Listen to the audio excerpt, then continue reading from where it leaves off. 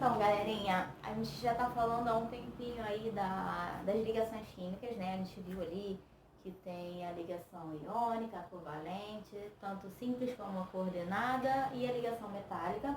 E hoje a gente vai dar um passo a mais, né, nessa linha de raciocínio. Hoje a gente vai estudar sobre a geometria molecular. Geometria molecular. Como vocês imaginam a geometria das moléculas? Para entender essa parte, vocês vão precisar um pouquinho de visão espacial. Quem tiver um pouquinho de facilidade com visão espacial vai sentir uma maior facilidade em enxergar essa parte da matéria. Já quem tiver já um pouquinho de dificuldade com essa visão espacial vai achar um pouquinho mais dificinho. Mas vocês vão ver que é muito tranquilo. Essa parte de geometria molecular, ela é embasada na teoria da repulsão dos pares de elétrons.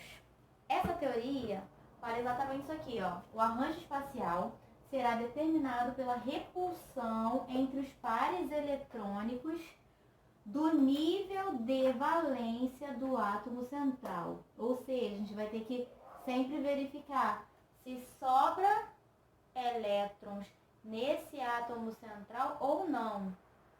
Isso vai determinar a geometria das moléculas. Então a gente vai estudar agora as moléculas diatômicas, as triatômicas, as tetratômicas e pentatômicas. Diatômicas, 2 moléculas, 2 átomos, triatômicas, 3, tetratômicas, 4 átomos e pentatômicas, 5 átomos. Existem substâncias com mais de 5 átomos? Existem, mas vamos nos ater a essas mais simples, vamos dizer assim. Então a gente vai estudar de 2 a 5 átomos na molécula, tá bom?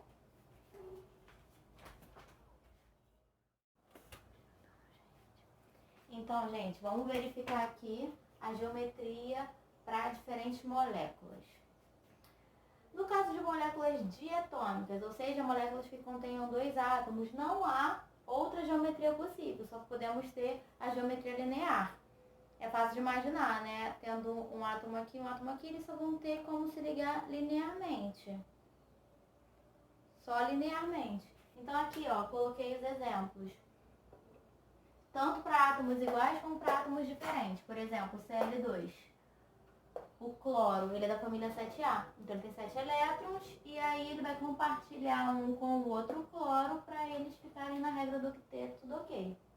Mesma coisa o oxigênio, que tem 6 elétrons na última camada, porque ele é da família 16, família 6A. E aí ele consegue fazer 2 compartilhamentos para ficar estável. Mesma coisa o HCl, que o H só tem um elétron e compartilha com o cloro. E o HF, que também é da família do cloro, família 17 ou 7A, né? E faz o compartilhamento aqui. Todos eles fazem uma geometria linear. Se vocês repararem, ó, essa geometria linear sempre vai ter 180 graus. A circunferência 360 aqui, ó, vai estar sempre 180 graus. Já no caso de uma molécula triatômica, o que é uma molécula triatômica? Que tem 3 átomos.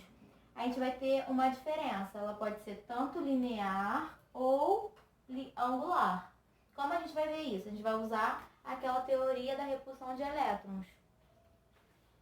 No caso do CO2, que a gente já viu lá quando a gente estava estudando as ligações, como é a interação que ele faz aqui, ó, a ligação?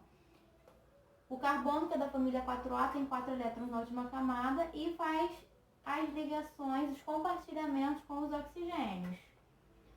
Como não sobra elétrons aqui no carbono, que é o átomo central dessa molécula, ele não faz repulsão nenhuma, ele consegue fazer a interação, a ligação ali normalzinha com os oxigênios, então ele fica linear. Então, quando não há sobra de elétrons, a geometria da molécula triatômica é linear. Já no caso da água, um outro exemplo aqui, ó, que a gente consegue ver aqui? Os hidrogênios fazem o compartilhamento, né, com o oxigênio, formando aquele dueto, né? E o oxigênio consegue atingir a regra do octeto com esse compartilhamento. Porém, olha o que acontece aqui? Tem sobra de pares de elétrons aqui no oxigênio, também pode ser chamado de nuvem eletrônica. E aí o que acontece? Vamos supor, a minha mão aqui é o oxigênio e as canetas são os Hs. O que acontece quando negativo está com negativo? Repulsão, né?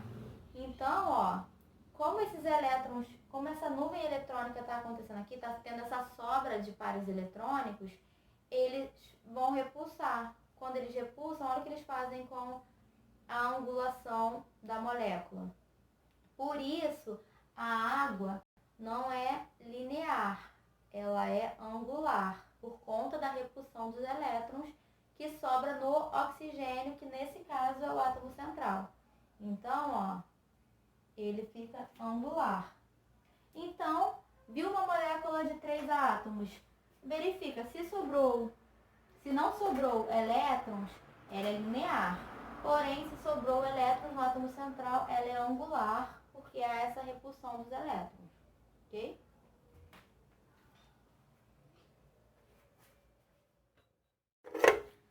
Então, galera, no caso de uma molécula tetratômica, ou seja, uma molécula com 4 átomos, a gente vai ter duas possibilidades também. As possibilidades vão ser trigonal plana ou piramidal. E aí o raciocínio vai ser como a gente fez anteriormente para molécula triatômica. O que acontece no caso do ácido bórico, H3B? O boro, ele é da família 13, ou 3A, né? Então ele tem 3 elétrons na última camada e os hidrogênios umzinho, né? Ele faz a ligação, o compartilhamento com os hidrogênios e não sobra nenhum par de elétrons. Como não sobra nenhum par de elétrons, ele consegue fazer isso aqui, ó. Isso aqui é molécula trigonal plana. A angulação em cada distância dos átomos é de 120 graus. 120 graus. Por quê? Porque como não tem pares de elétrons sobrando, ele consegue fazer uma distância idêntica de cada átomo, tá?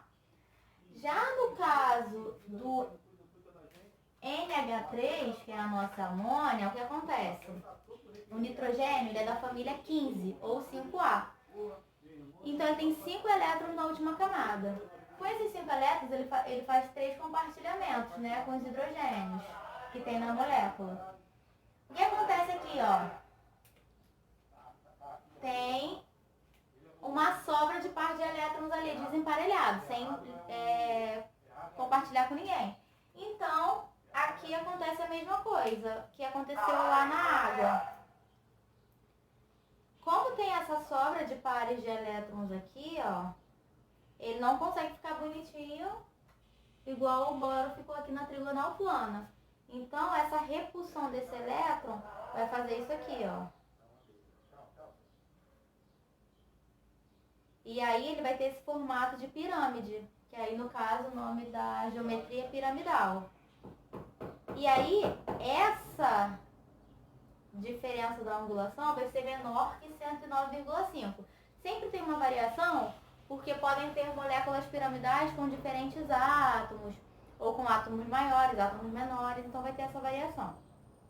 Então, esse formato de pirâmide, né, no caso a geometria piramidal, é quando houver sobra de elétron no átomo central, que nesse caso é o nitrogênio.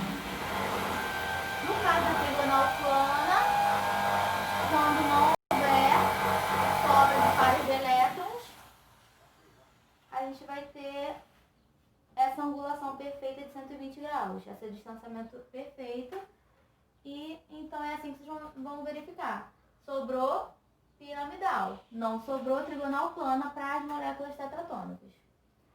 Já no caso da molécula pentatômica, que são as moléculas com 5 átomos, nós temos aqui o caso do CH4, que é o nosso metano, né? A molécula é tetraédrica. Por quê, ó? O carbono, que tem 4 elétrons, por ele ser da família 14 ou 4A, vai fazer o compartilhamento com os hidrogênios. E aí a gente vai ter uma angulação perfeita entre todos, que vai ser de 120 graus. E aí, ó, vai ficar, por exemplo, assim, ó. Não sei se tá bom de ver. Isso é uma molécula tetraédrica. Se vocês perceberem, ó. Isso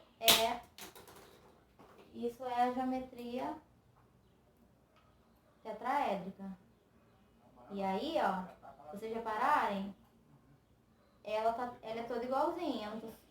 Não sei se tá dando pra vocês perceberem. Ela é toda igualzinha, ela é simétrica, ó. Se eu ficar assim, se eu botar assim, se eu botar assim, ela é toda simétrica. Essa é a molécula tetraédrica, entenderam?